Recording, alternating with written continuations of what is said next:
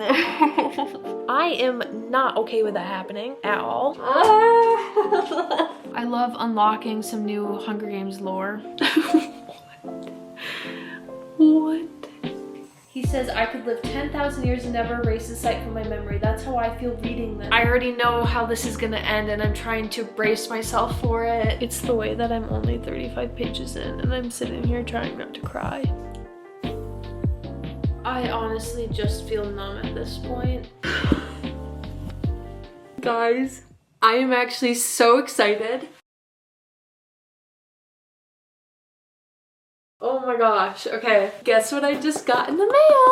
The new Hunger Games book, Sunrise on the Reaping. Oh my gosh, I have been dying to have my hands on this since it was announced, whenever that was. Feels like forever ago. I can't even wait to open it. I have been waiting by the door all day checking my phone to see when my package was gonna get delivered, and it literally just did. And I ran out there and I grabbed this sucker. I have my hands on it for the first time. Ah, it's here. Oh my gosh, it's here. I have the new Hunger Games book in my hands. Oh my gosh.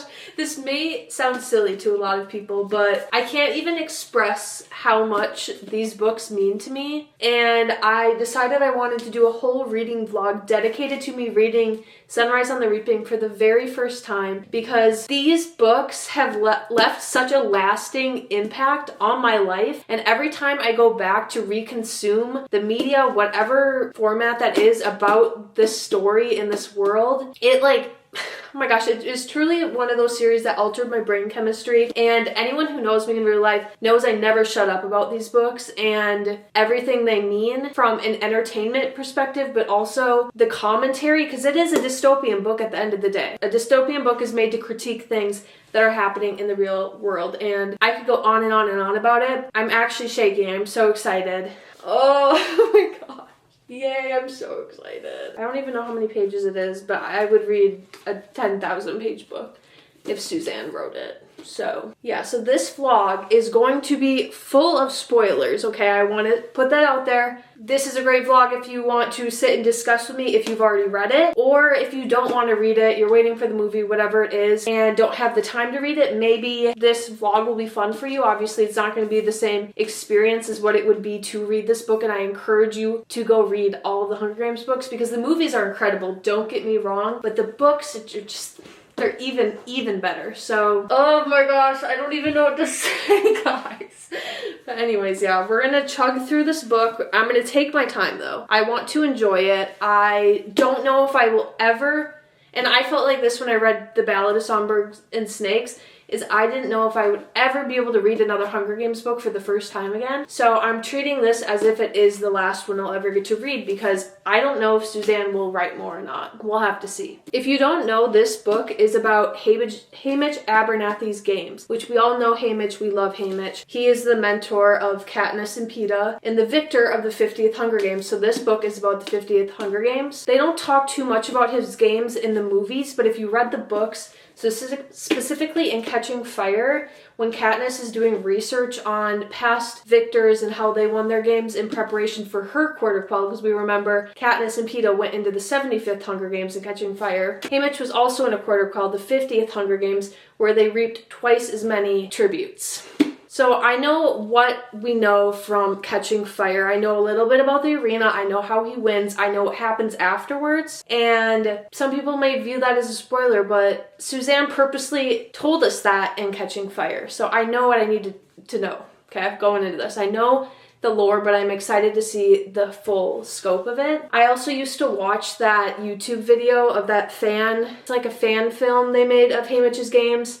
I used to watch that when I was younger, so I have a pretty good idea, but I am really excited to go into this. The only other thing I really know is that Katniss's mom was best friends with one of Hamish's allies, one of the other girls that was reaped. So I know that, and obviously she doesn't survive because we know Hamish wins. And don't tell me that's a spoiler. We know Hamish is the winner, guys. Like, I keep seeing that on TikTok, and I'm like, why are we getting mad? We know Hamish wins. Like, he's a main character in the rest of the franchise. Like, let's think about that one. But other than that, I have been avoiding everything I've seen about this book. Every time I see someone post, swipe. I don't want to get spoiled about anything else.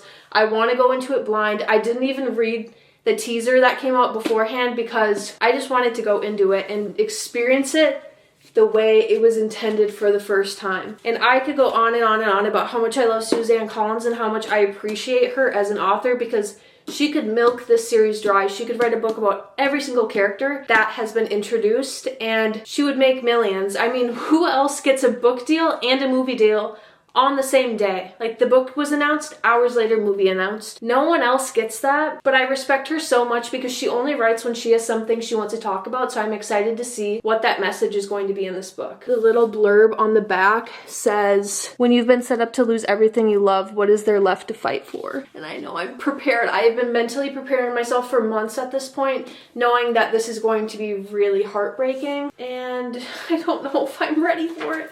I don't know if I'm ready for it because I don't want it to end and I haven't even started it yet. I guess I should get into it now. It's a very dreary day here in Wisconsin, so I'm sorry if the lighting is not ideal. I need to wash my hair tonight. It is what it is. It's just going to be a chill day of me reading a very real reading blog of this book, which was my #1 most anticipated book of this year, and I have it in my hands and I'm like actually scared to start it. It's time to go into do not disturb mode. I'm gonna film a TikTok I want to make with it, and then I'm gonna jump right into it, and I'm probably gonna go into hibernation reading this for the foreseeable future. Yeah, so let's get started. Let's get cracking here, guys. I just filmed my TikTok. That's enough phone time for me. I'm dying to jump into this, so we are gonna get right into it. I have my Snapple.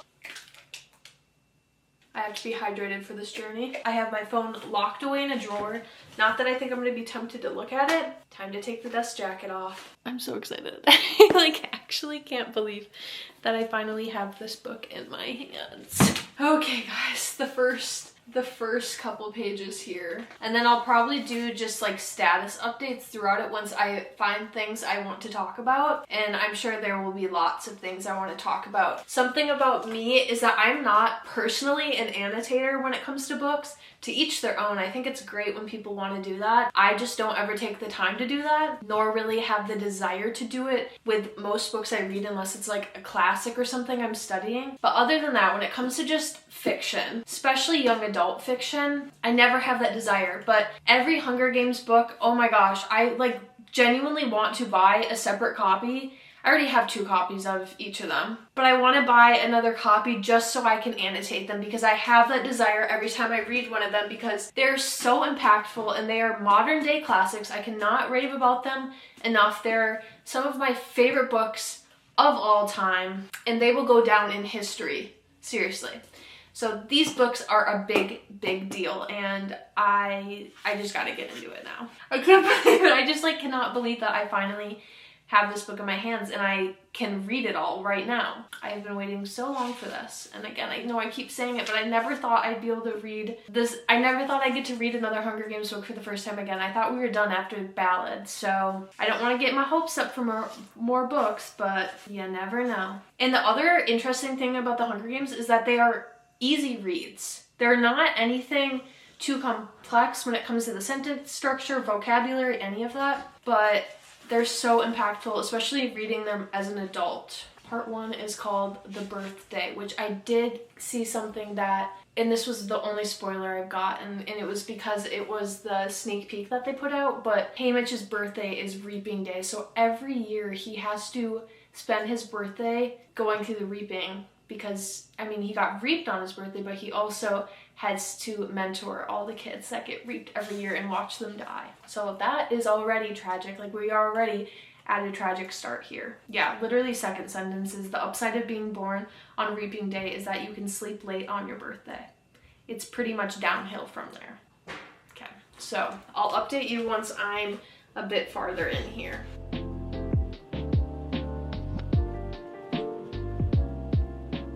This is so sad. So we find out he works at a liquor store, like he makes the liquor, and his boss says, "Happy birthday, Haymitch. I figure if you're old enough to make it, you're old enough to drink it." I have to agree, and though I'm not a drinker myself, I'm glad to get the bottle. That does not age well, we know that. Okay, wait. I'm about to finish chapter 1, and they just reaped everyone, and Haymitch is not one of the people that were picked, so we're gonna see what's about to happen in the next couple paragraphs here. I'm like, what? Okay. Okay, so he was just shot in the head because he tried to run away after getting raped. Which honestly, kind of the way to go versus having to suffer through the Hunger Games. But now I'm like, so are they gonna just re-rape and Haymitch is gonna be picked? I did not know any of that was gonna happen. And I also didn't know that Haymitch was friends with Katniss's dad. Just to add to the sadness of all of this. It's so crazy reading about the family members of the people from the original trilogy. Like, we were just introduced to Otho Malark, Peter Malark. They're talking about the bakery, which, fun fact, I actually got to visit District 12, the filming location, and see Peta's bakery in real life, so that's a flex of mine that I wanted to mention because it's kind of a fun little fact. But yeah, I'm only on chapter 2, and I already am like, this is so heartbreaking. So we're gonna keep reading. It's the way that he wasn't even supposed to be in the games. He just got forced into it because someone else ran off and got shot, and he was in the wrong place at the wrong time, so they pulled him onto the stage to prevent the Capitol for seeing their mistake of killing the one that was actually reaped. Oh my gosh. It's actually so sad. It's the way that I'm only 35 pages in and I'm sitting here trying not to cry. Plutarch is making them reenact when their family members got reaped, which is devastating to read about, but what really got me is when he said goodbye to his girlfriend through the train. And even though it guts me, even though I smash my fists into the glass until they bruise, I'm grateful for her final gift, that she's denied Plutarch the chance to broadcast our farewell. The moment our hearts shattered, it belonged to us. So sad. This little girl has a cough.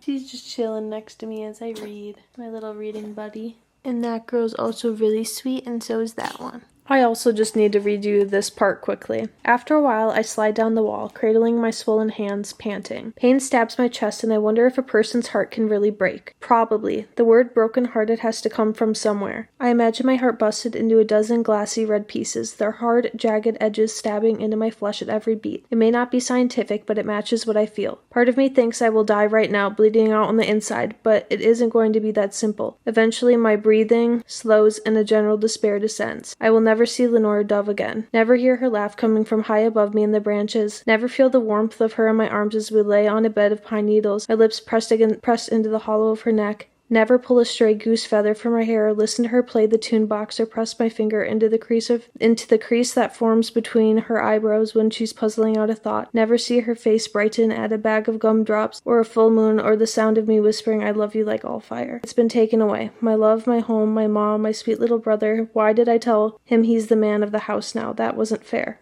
And it just goes on and on. It's actually so sad. But what really makes me sad is at the end of Mockingjay, Haymitch raises geese. And I know now that why he wanted to raise geese. Oh my gosh, it's like, girl, we are only 36 pages in, give me a break. Luella, who is one of the girls that also got reaped, is referring to Haymitch as sweetheart, and I wonder if he picked that up and that's why he calls Katniss that. You know, with the context of Ballad of Songbirds and Snakes, I've always wondered how much of Lucy Gray Baird's memory actually got lost and how much of it still made it through the districts, and we get a little teaser here about it. In 50 years, we've only had one victor, and that was a long time ago. A girl who no one seems to know anything about. Back then, barely anyone in 12 had a television, so the games were mostly hearsay. I've never seen her in clips of the old shows, but then those early efforts are rarely featured, as they're said to be badly filmed and lacking in spectacle. My parents weren't born yet, and even Mama couldn't tell me much about the girl. I brought our Victor up with Lenora Dove a few times, but she never wanted to discuss her, which it's because she's related to her. She's part of the Covey family, basically, with Lucy Gray Baird. This part is really speaking to me right now, too. I'm entirely the Capitol's plaything. They will use me for their entertainment and then kill me, and the truth will have no say in it.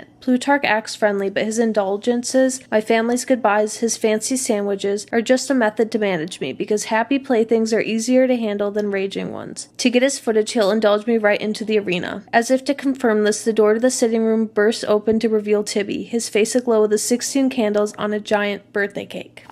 Oh, gosh. Oh gosh. I was gonna wait until I got to about page 100 before doing another update, but I just finished chapter 5 and the end of it has me actually shocked. The chariot just crashed and Luella just died. Luella was who Haymitch wanted to ally with, the little 13-year-old girl. And oh my gosh. Next thing I know, I'm laying on the ground. My hand is in a puddle of blood as the lights of the Capitol flash like fireflies above me. This is better, I tell myself. Better than dying in the arena. Better than weasels and starvation and swords. I'm embracing that when I realize the blood isn't mine. That fate isn't mine. And the tribute who's escaped the arena is Luella. I am not okay with that happening at all. I'm just like, what more could go wrong at this point for District 12? This is bad.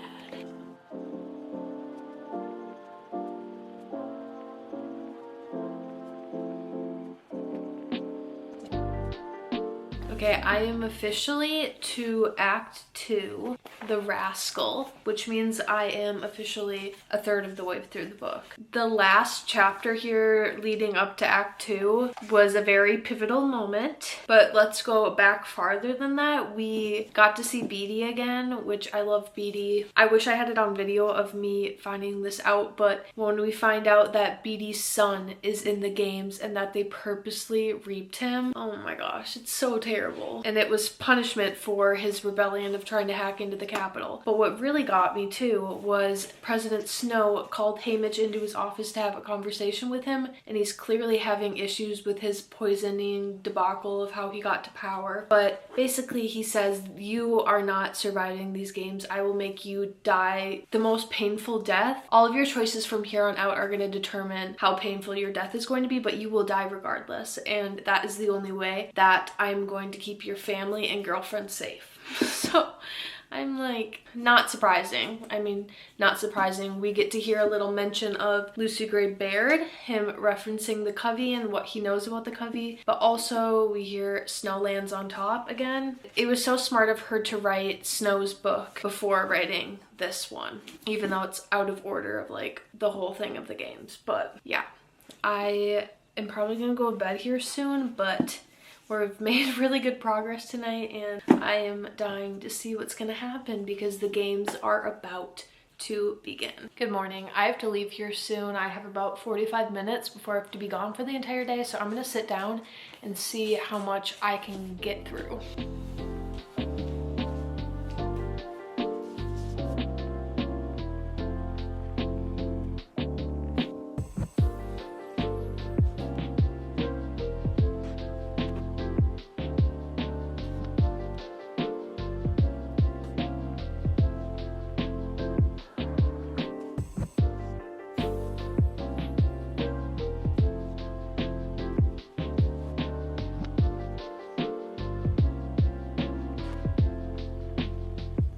Guess what I'm reading? The new Hunger Games book. Yes. Exciting, take that.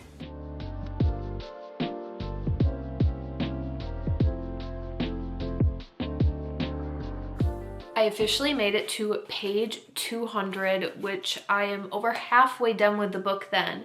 That means in about 50 pages more until part 3.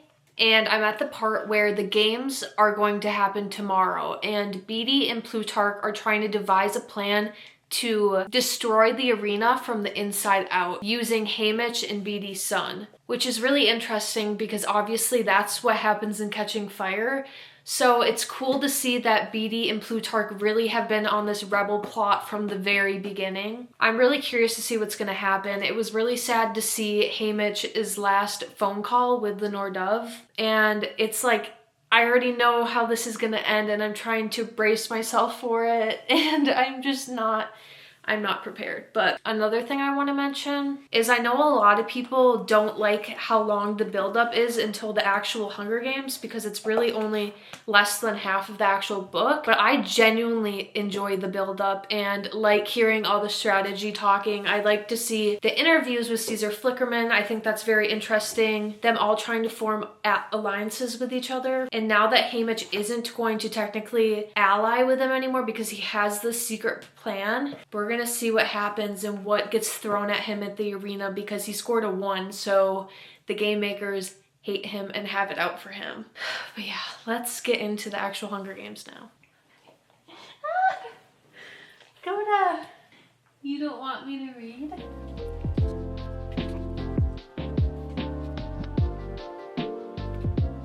Haymitch is officially in the arena, and it's actually stressing me out, like listening through his thoughts, thinking through what he's taken in around him with, I can't imagine, 49 other tributes. And he's saying it's so beautiful, which we knew, and we know that everything's very toxic, but he has not yet learned that. And it actually, like, my heart is beating so fast. When Snow called Haymitch into his office and wanted to talk to him, Plutarch was talking about this plant, and it's coming up again, and I had a feeling it would come up a few times in the games, and I think it's a warning he's trying to give Haymitch. So I find this really interesting, charming, enticing. These words don't do it justice. There's something almost magical about it, as if once inside those leafy arms, nothing bad could ever befall you. This must be how insects feel in the Nepenthes plant right before they drown, which may as well be my fate when the tank explodes.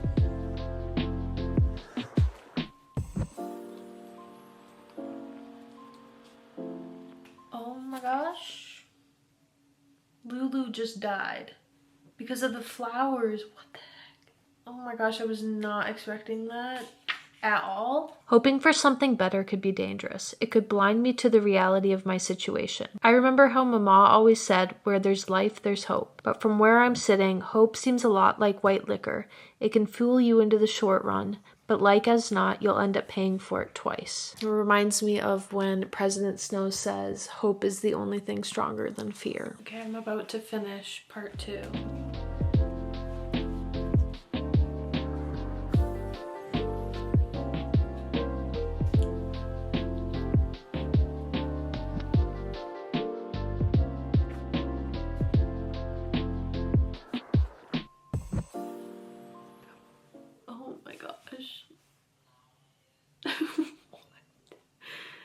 What? I need to finish this and then I'll recap.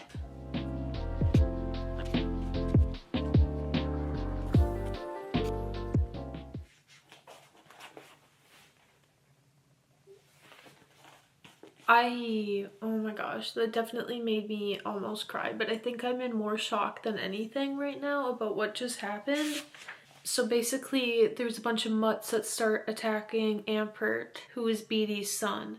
And we know why Beatty's son was in there, and they put him in there to die. So keep that context in mind. Panting, I watched them fade away. Then I turned back to what I am meant to witness. A small white skeleton stripped clean to the bone. No flesh or clothing remains, only an axe at its right side.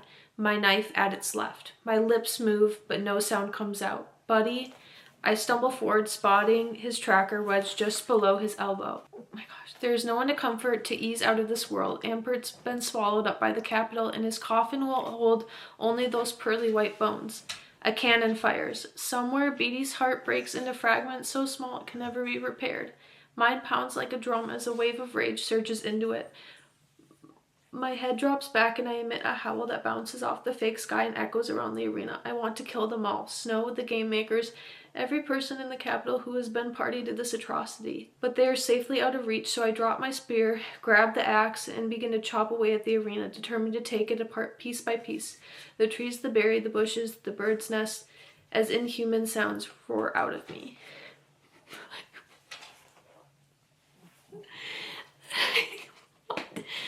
It's actually so sad. Oh, Coda's trying to give me a hug. Oh, thank you, honey.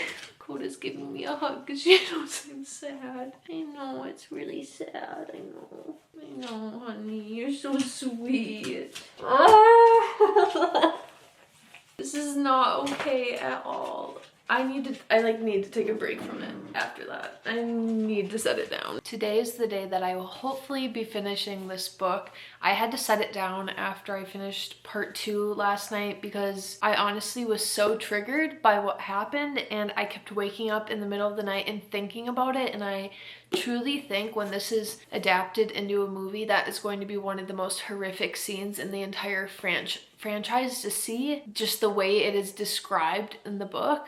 But I want to keep going, and I am in the final stretch here.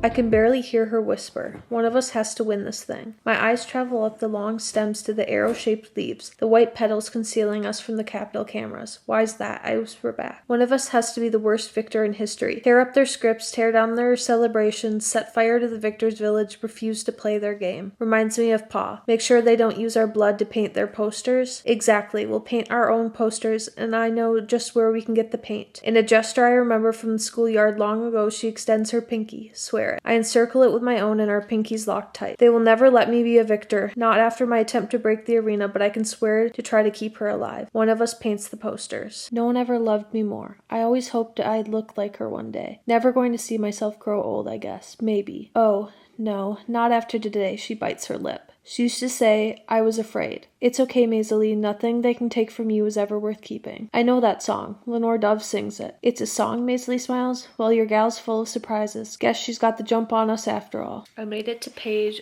300, chapter 23. Maisie and Hamish are working together, and they just got to the end of the arena and they can see the generator. I have no idea what's going to happen there, but I do know a big thing that is going to be happening soon, and I can feel my anxiety raising because I don't know when it's going to happen, especially because I have less than 100 pages left of the book.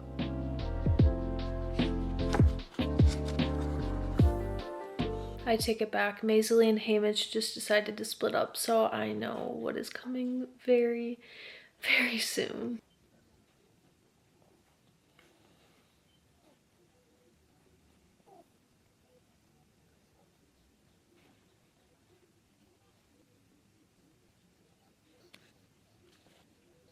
Okay, well, that was really sad, and that made me tear up a bunch.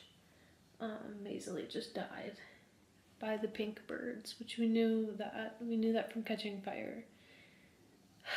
It's just like, I don't even know what to say about Hamish anymore because they just keep punishing him over and over and over again. But then they let him live. No, oh my gosh. So Hamish just got a sponsored gift in, and it's the milk pitcher that was from Plutarch's library. And this is his inner dialogue of what he thinks Snow's message is to him. Greetings from your president. You didn't think I saw your little stunt with the milk pitcher in the library, but you were wrong. Because I see everything. Your bombs, your plots, even your flint striker from your pretty little bird. And now you have a choice. Do you drink the milk? Give it to your sickly ally? Pour it into the ground? Because naturally you suspect it's laced with poison. What do you do, Hamish Abernathy? You must know that the eyes of Panem, and mine in particular, are watching your every move. It's from Snow, this milky death. The fate that I've been trying to defy ever since I saw that perverse birthday cake on the train has come home to roost like a raven in the poem, forever perched above my chamber door. I am completely in Snow's power and his to manipulate. His puppet, his pawn, his plaything. It is his poster I am painting, his propaganda. I am trapped into doing his bidding in the Hunger Games, the best propaganda the Capitol has. No way. Silka just came holding Welly's head in her hand. And now Hamish and Silka are the only two left. Oh my gosh. He says I could live 10,000 years and never erase the sight from my memory. That's how I feel reading this. And that's how I felt with Beatty's son too, Ampert. She threw the axe and Hamish stayed down until it bounced off the force field, came back and hit her in the head. So now he just won. Or she's like dying right now.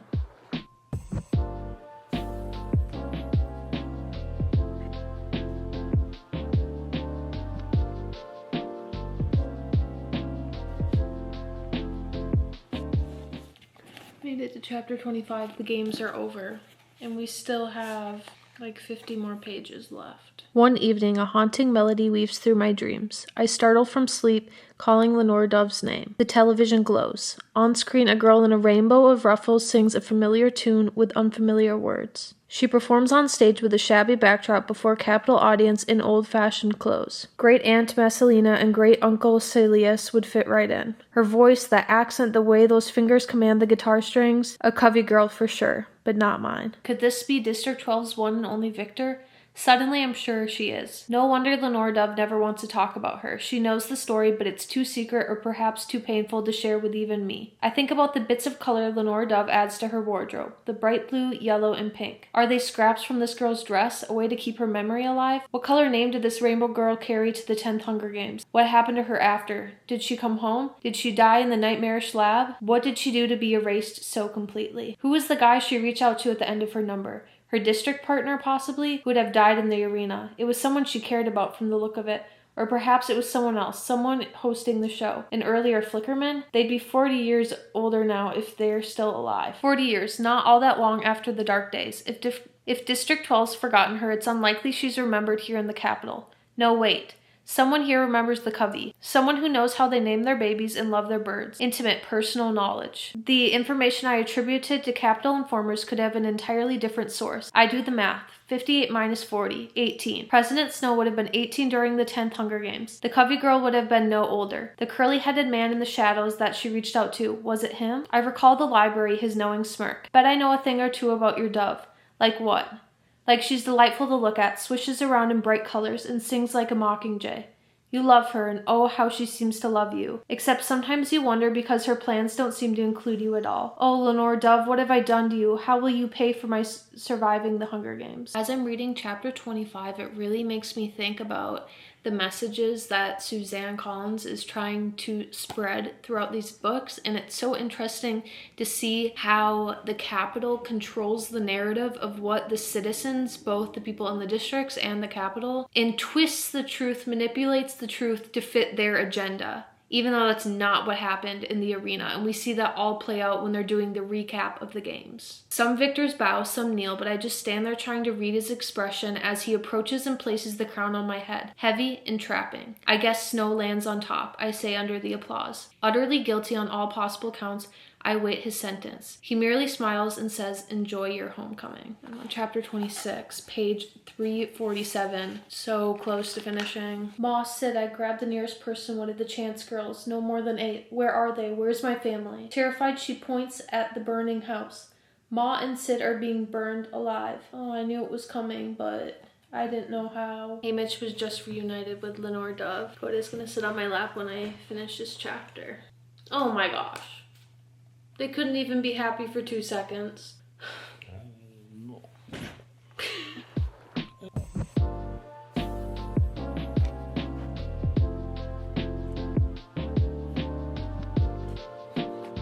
I honestly just feel numb at this point.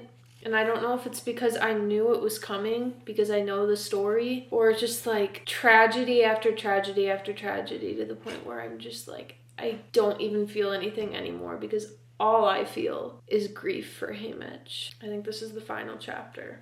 One more chapter to go, guys. So close. The raven, the unforgiving songbird, repeatedly reminding me of President Snow's crystal clear message to me on my homecoming. That I will never get to love anyone ever again. Nevermore, because he will make sure they end up dying a horrible death. And so I drive away anyone and everyone who could have ever been considered dear to me. Old neighbors, Hattie, customers, schoolmates, Blair and Burdock hang on the hardest. Blair finally acknowledges the truth of my position, gives me one final hug, and leaves sobbing. Even then, Burdock insists on showing up, sometimes along with Astrid, who bears bottles of sleep syrup. Defiant, deaf to my pleas, I resort to throwing rocks hard at them. It takes one hitting Astrid on the forehead, blood pouring down her perfect face. Finally get them to leave me alone. Hurting her that way feels worse than anything I did in the arena. The world goes silent. I see no one. I have never really been alone before, always with my family, or with my friends, or with my love. Here is the last page before the epilogue. I make no plans, have no hopes, keep no company, speak to no human,